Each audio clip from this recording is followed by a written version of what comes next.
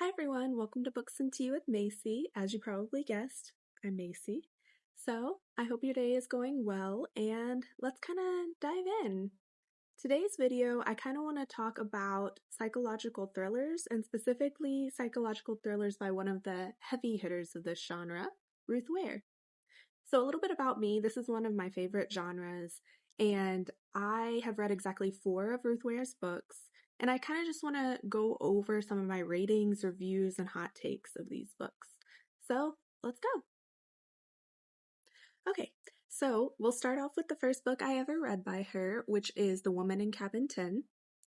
So my rating for this book is actually 3 out of 5 stars. And let's get into some of the reasons for that. So, first, to give you a little summary and a little background knowledge, this book is about a woman named Lo who writes for a travel magazine. She's assigned to a cruise ship to report on her experience. When she first arrives on the ship, everything is great, if not a tad pretentious, as all the other guests seem to be billionaires, and well-known ones at that. However, things take a turn when she hears a woman struggling in the cabin next to hers. She hears a splash and she tries to report it to the staff. And every time she does, she seems to get kind of just like brushed off. And so she attempts to kind of investigate herself, and we follow her during that entire process. So, some of my thoughts on this book, I wrote down that I thought it was terribly slow pacing for the first half of the book. And the storyline was interesting, but not enough to forgive the pacing for me personally. The twist in this book was good, but I wrote that the pacing had me bored for too long in my notes. So overall, this was the first book of hers I read and I liked it. And technically, I would recommend it if pacing isn't a big issue for you because the plot was there and it had some seriously good points and twists. So it was good. The character was likable enough. It was, it had good points. But again, if pacing's not an issue for you, I still recommend.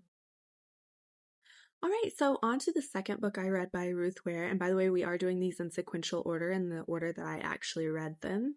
So the next book is In a Dark, Dark Wood.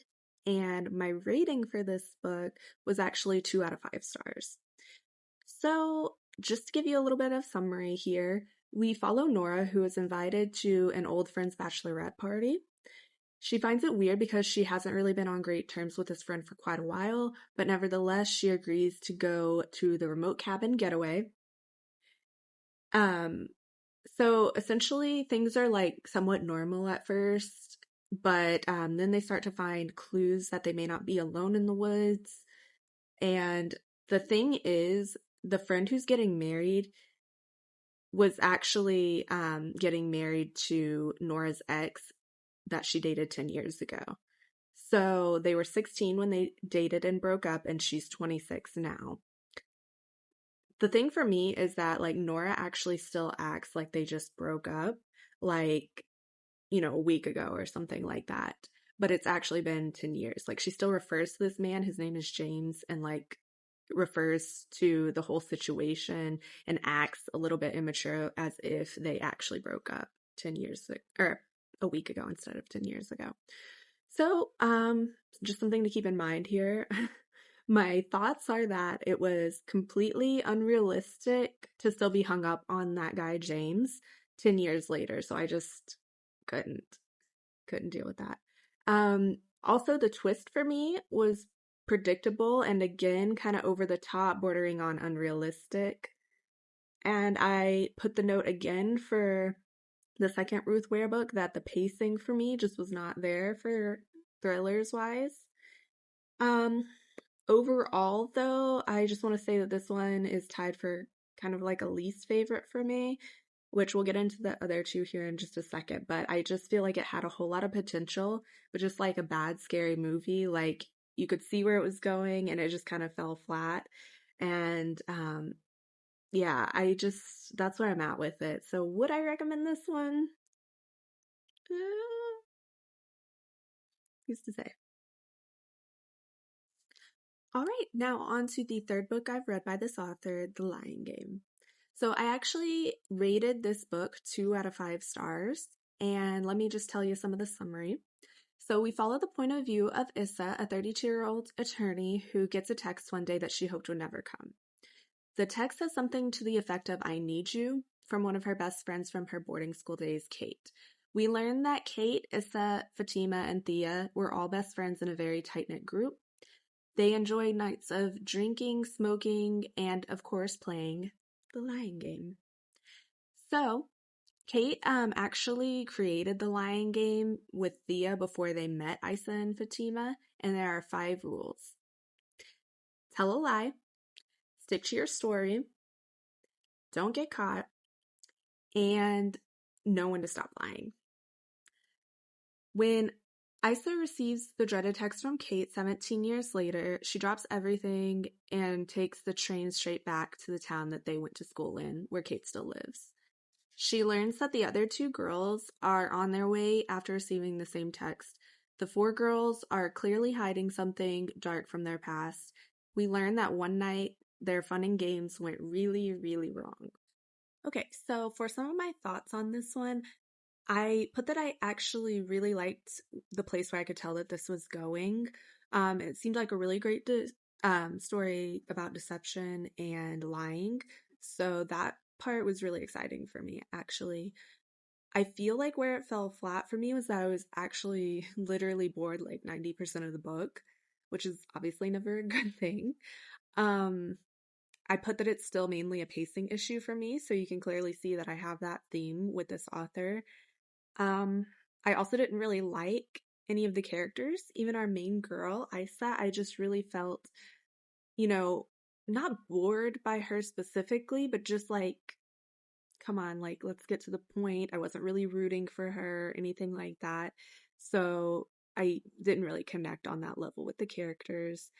And lastly, I put that I felt like it arguably had more potential for plot points for me than in A Dark Dark Wood, which I also said I felt like it had potential. But with that being said, it was even a slower pace in my opinion. So that's how they both ended up as 2-star reads for me, unfortunately. And lastly, would I recommend either of them? I would still say for this one, eh, depends. It depends on, what you like. If that sounds like a fun time to you, there's some good plot points there. If pace is a huge issue for you, again, you know. All right, so last but certainly not least, this is my most recent read by this author. So we have The Turn of the Key. For this, I actually gave a rating of 4 out of 5 stars. So let's get into the summary. This book follows Rowan Kane, who comes across an ad for a live-in nanny that seems to be too good to be true. The pay is generous, and the children are exemplary, and the house? A luxurious smart home with all the most high-tech modern conveniences. These are alternating timelines where, on one hand, we learn about her arrival and the experiences as the nanny, and then on the other hand, we realize that she's in prison actually awaiting her trial for murder. So, with that being said, during this, we learn that her experiences in the house took a turn toward the sinister as she desperately attempts to tell her side of the story by writing letters to an attorney that she is hoping will represent her. From malfunctioning technology that woke her up in the middle of the night with booming music, to lights mysteriously being turned out at the worst possible times, to ominous warnings from little girls who may not be as exemplary as they first seemed, Rowan takes us through the twists and turns of events that unfolded in that house. She may not be totally innocent. She admits to lying to obtain the job, but she swears that she is not guilty of murder. So for my thoughts on this one, clearly I liked this one best just by the rating. You can obviously tell this one's a 4 out of 5 for me. I wrote that the pacing here was much better. So finally, I really enjoyed the pace that she gave us, the story and the plot points. We were continuously fed the plot points as opposed to like having little lulls where we were just kind of like ready for it to happen and kind of assuming that something was going to happen, but just like waiting and waiting. We didn't really deal with that, luckily, on this one. Next, I wrote that the vibes were creepy and sinister. So that's a huge thing for me when I'm reading books. Like, what were the vibes? What was I feeling? What emotion was I getting out of it? That's huge for me. So for this thriller to be creepy was huge. That's part of why I rated it 4 out of 5 for sure. And next, my notes say the twists and the ending were unfortunately a little bit they were a little bit forgettable. So I just felt like this is not a 5-star read for me just because I am not constantly thinking about it. It's not one where I'm like racing to tell other people or anything like that. So with that being said, I couldn't rate it 5 out of 5, but it just lacked a little something essentially. All right, so I'm glad to be able to leave off on a little bit of a higher note. Clearly, I did like The Turn of the Key quite a bit, so that was my most recent read by Ruth Ware. Also, I mean, you can tell that most of her books for me are kind of misses. So I don't know, like, I don't know if I'm missing something or, what the deal there is. If you do think I am missing something, if there are any books by her that aren't on the list that you recommend, please do let me know because I'm really not one to write off an author completely. And I'm totally down to give them a chance. Maybe I could even do a little bit of an update video or a reading vlog to let you know how I'm feeling about the next one. So if you do have any recommendations, please do let me know, and maybe I can find one with, similar pacing to The Turn of the Key. I really hope so. Thank you guys so much for being here. Don't forget to like this video and subscribe to my new channel. This has been Books and Tea with Macy. If you've read any of these books, please spill your tea in the comments below.